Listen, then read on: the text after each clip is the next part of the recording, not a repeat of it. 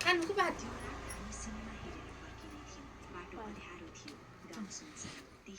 कति त छ बीच बीचमा त्यो सिमला मिर्च तितो हो क्या कहाँ शिमला मिर्च तितो हुन्छ भिडियो गराइरहेको होला त्यो भएर होला कि त्यो अचार सिटामोल खाएको छु जाने होइन लैजानुहुन्छ कहाँ जाने आजबिलमा पछि गर्ने हुन्छ टाउको दुखिरहेको भनेको होइन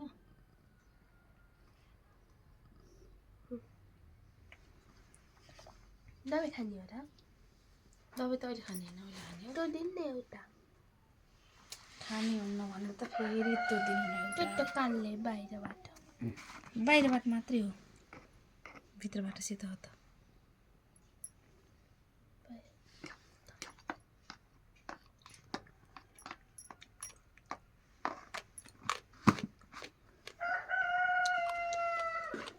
यसमा खानु घर बुढो